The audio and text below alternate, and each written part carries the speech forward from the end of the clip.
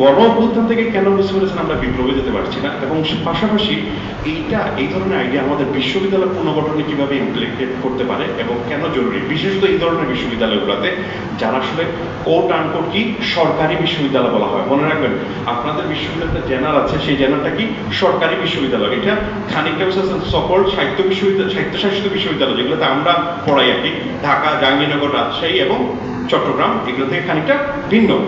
এখন এই যে গণ অভ্যুত্থান যেটা হয়েছে, গণ অভ্যুত্থানে বুঝতে পেরেছেন যে কোনো সময় বিপ্লবে কখন ত্বরান্বিত হয় তার দুটো জায়গা আছে। একটা হচ্ছে কি আপনি দুটো মডেল দেখতে পারেন, খুব বিখ্যাত মডেল, একটা হচ্ছে সোভিয়েত মডেল, একটা হচ্ছে ফ্রেঞ্চ রেভলিউশন। সোভিয়েত মডেলে কি করা হয়, পাশাপাশি বুঝতেছেন সোভিয়েত মডেলের কাছাকাছি আরো দুটো আছে, সেটা হচ্ছে মানে চাইনিজ রেভলিউশন, যেটা মাওয়িস্ট রেভলিউশন, আর একটা হচ্ছে কি ইরানের যে রেভলিউশন হয়েছে সেটাও। এগুলো খুব কাছাকাছি মডেল। মডেলটা কি আসলে, সেটা হচ্ছে যে সোভিয়েত ইউনিয়ন একটা পার্টি, বুঝতে পেরেছেন তার এক ধরনের আদর্শ আছে, পলিসি আছে, সে কোথায় যেতে চায় সে জানে, যে সময় টেক ওভার করেছে সে ওইটা ইমপ্লিকেট করেছে। ফ্রেঞ্চ মডেলটা কি ভেরি ভিন্ন। ফ্রেঞ্চ মডেলটা হচ্ছে কি ওইখানে বুঝতে পারছেন হঠাৎ করে জ্যাকোবিয়ানরা, সেটা হচ্ছে লুই এবং হচ্ছে বুঝতে পারছেন এলিট যে মানে গোষ্ঠী ছিল, এবং হচ্ছে কাদেরকে চ্যালেঞ্জ করেছে, চার্চকে চ্যালেঞ্জ করেছে। চ্যালেঞ্জ করার মধ্যে দিয়ে হিউজ ভায়োলেন্সের মধ্যে দিয়ে গেছে, কিন্তু ওই সময় পর্যন্ত বুঝতে পারছেন রাষ্ট্র কিভাবে নির্মাণ হবে এইটা নিয়ে স্পষ্ট কারণ বিবেচনা ছিল না, এবং এই আলোচনাগুলো বিভিন্ন পকেটে বিরাজ করতো। মানে ওই সময় ফ্রান্সে আমরা আজকে ক্যাফে অথবা আড্ডা যাওয়ার জন্য চায়ের দোকান আছে না, ওরকম ফ্রান্সের জনপ্রিয় ছিল হচ্ছে সেলুন কালচার। এই সেলুন কালচার যেটার সাথে এনলাইটেনমেন্ট প্রজেক্ট খুবই জড়িত, এবং আজকালকে যে বিশ্ববিদ্যালয় মডেলের অর্থবহ একটা সম্পর্ক আছে এবং রাষ্ট্র ব্যবস্থা। তো এই সেলুনের এক এক সেলুনে এক এক ধরনের লোকজন, যেখানে কোথাও কেউ রুশো যাচ্ছেন, কোথাও বলতিয়ার যাচ্ছেন, এদের প্রত্যেকেরই নিজস্ব ফিলসফির জায়গাগুলো আছে। এখন কি হলো জানেন, ফ্রেঞ্চে যেহেতু যেসব মুভমেন্ট হয়েছে, এটা বিপ্লবে ত্বরান্বিত করার জন্য পুরো মানে সরাসরি কোনো রূপরেখা নাই, রূপকল্প নাই যে কোথায় যাওয়া যাবে। বাংলাদেশের সিচুয়েশনটা খানিকটা এরকম, আমি এক্স্যাক্টলি সেম বলবো না। আমাদের আসলে বুঝতে পেরেছেন যদি আপনি পরিবর্তন করতে হয়, বিপ্লব করতে হলে মানে সিগনিফিকেন্ট পরিবর্তন, সেই ক্ষেত্রে আপনার কি দরকার, রূপকল্প দরকার। আর রূপকল্প যদি দরকার হয় বুঝতে পেরেছেন অবশ্যই প্রচুর ধরনের ইন্টেলেকচুয়াল এবং ফিলসফিক্যাল অ্যাক্টিভিটিস জরুরি এই মুহূর্তে।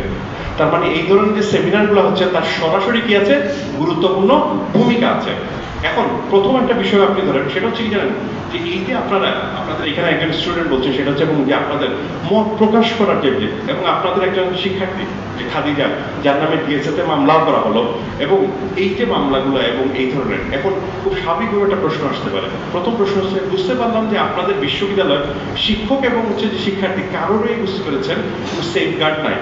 মানে আপনি ক্লাসরুমে কি আলাপ করছেন, অথবা হচ্ছে সেমিনারে কি আলাপ করছেন, অথবা হইতেছে কোনো গবেষণাপত্র আপনি কি লিখছেন, এটা যে কোনো বিষয়কে ব্যবহার করে যদি রাজনৈতিক সরাসরি কোনো ধরনের লিঙ্ক আপ থাকে, তাহলে কি করা যায়, শিক্ষকের চাকরিচ্যুত করা যেতে পারে আইনগতভাবে। এখানে কোনো সেফগার্ড নাই।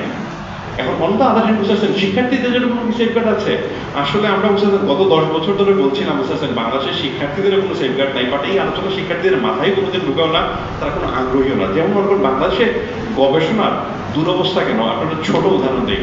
আপনি কোনো সুপারভাইজার আন্ডারে করবেন, ওনার বুঝতে পারছেন নিজস্ব কিছু আইডিওলজিক্যাল জায়গা আছে, ধরেন পিএইচডি করছেন অথবা এমফিল করছেন, উনি কাউকে পছন্দ করেন, কাউকে অপছন্দ করেন। এখন আপনি যে সব রেফারেন্সে দিবেন বুঝতেছেন, যা এটা উনি পছন্দ করেন না, এদের নাম যদি রেফারেন্সে দেন, সাথে সাথে কি হবে, উনি আপনার উপরে খেপড়ে যাবে। এই ধরনের বুঝতেছেন মানে গোড়াপন্থী বুঝতেছেন দৃষ্টিভঙ্গি যদি কোনো প্রতিষ্ঠানের অথবা শিক্ষকের থাকে, তাহলে খুবই জটিল।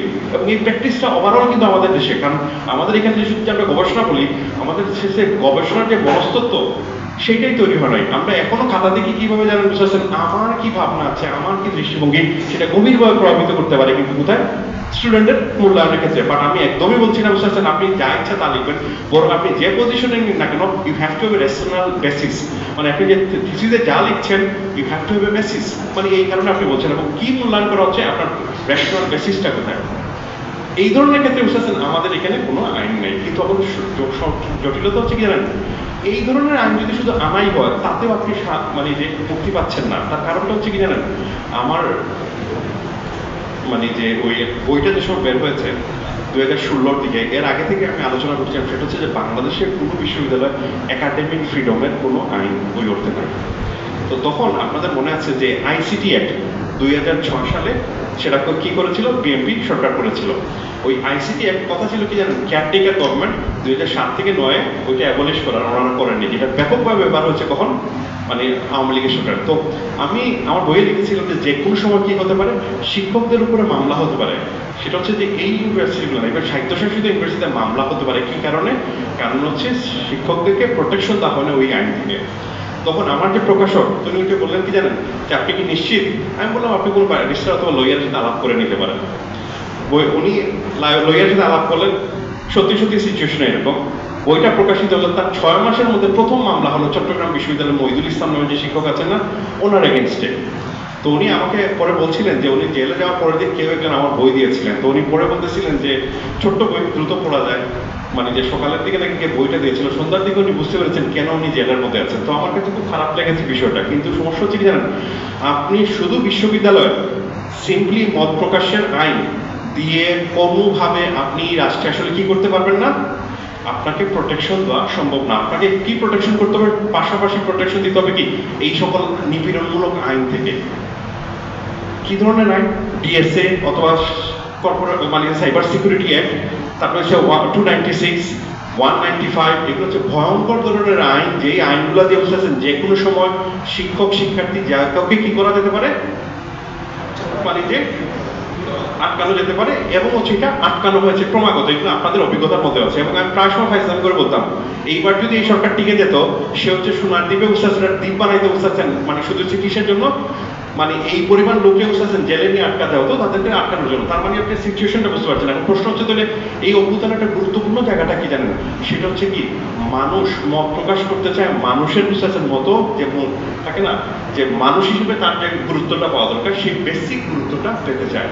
কিন্তু আমাদের রাষ্ট্রে আমাদের কি হয়েছে বুঝতেছেন, আমরা তো নাগরিক দূরের কথা, আমরা আসলে বিমানবে পরিণত হয়েছি। এই বিমানব শব্দটা আপনাদের খেয়াল রাখা খুবই গুরুত্বপূর্ণ, কারণ আজকালকে সময় বোঝার জন্য। এই বিমানবটা কি, মানব হিসাবে যে আপনার যে বুঝতেছেন যে ন্যূনতম যে অধিকার আছে, মত প্রকাশ করা, শিক্ষা দীক্ষা বাসস্থান থেকে শুরু করে এভরিথিং, এই অধিকার যখন পান না, নাগরিকের অধিকার তার থেকে বেশি। যেমন একটা ছোট উদাহরণ দিলে বুঝতে পারবেন, আমাদের এখানে বুঝতেছেন আমরা হচ্ছি নাগরিক বাংলাদেশের, আর মানব হিসেবে কে বসবাস করছে, রোহিঙ্গারা। রোহিঙ্গাদের বুঝতে পেরেছেন কি হয়েছে, যে আপনি মানে যে ইউনিভার্সাল হিউম্যান রাইটস এর জায়গা থেকে যে অধিকারগুলোর কথা বলা থাকে, সেই অধিকারগুলো আছে, কিন্তু হচ্ছে আপনার কি সে যে কোনো জায়গায় যেতে পারে, রাজনৈতিকভাবে সংগঠিত হতে পারে না। ঠিক সিমিলারলি বুঝতে পেরেছেন নাগরিকের অধিকারটা বেশি থাকে। কিন্তু আমাদের দেশে আইন করে যে অবস্থা দিয়ে তৈরি হয়েছে, সেটা হচ্ছে কি, ব্রিটিশ কলোনিয়াল পর্ব থেকে আমাদের অবস্থা অনেকটা খারাপের দিকে গেছে। আমি ছোট্ট একটু উদাহরণ দিই, আপনারা বুঝতে পারবেন। এই উপমহাদেশে সবচেয়ে বেশি বুঝতে পেরেছেন, এই যে এবারে যে অভ্যুত্থানে যে হত্যাকাণ্ড চললো, সেটা প্রায় 1000 খানে। অনেকেই বলছেন যে বুঝতে পারছেন যে 52-র পর থেকে সর্বোচ্চ পরিমাণ লোকজন এটাতে মারা গেছে। আসলে 52-র পর থেকে না, এটা আসলে গত 100 থেকে 100 বছরের সর্বোচ্চ পরিমাণ। এর আগে ব্রিটিশ পূর্বে বুঝতে পারছেন সর্বোচ্চ পরিমাণকে একই ঘটনায় মারা গেছে কোথায়, অমৃতসরে। আমরা সবাই জানি অমৃতসরের কোন ঘটনার প্রেক্ষিতে 1919 সালে ব্রিটিশ একটা আইন করলো, সেটা হচ্ছে অ্যানার্কিস্ট এবং রিভলিউশনারি আইন। তার মধ্যে দিয়ে বুঝতে পেরেছেন আজকালকে যে পুলিশ আপনাকে যখন তখন ধরতে পারে না, যখন তখন আপনার মোবাইল থেকে চেক করে নিতে পারে, যখন তখন কি আপনাকে নিয়ে জেলে আটকে রাখতে পারে, যখন তখন বুঝতে পেরেছেন আপনাকে কি করা হয়, যে আয়না করে নিয়ে যাওয়া হচ্ছে, যখন তখন বুঝতে পারছেন আপনার পিছন থেকে আপনাকে কি গুলি করা হচ্ছে, যেটা র্যাপ করে। এই পুরা আইনি কাঠামোটা বুঝতে পারছেন কখন তৈরি হয়েছে, এই 1919 সালে।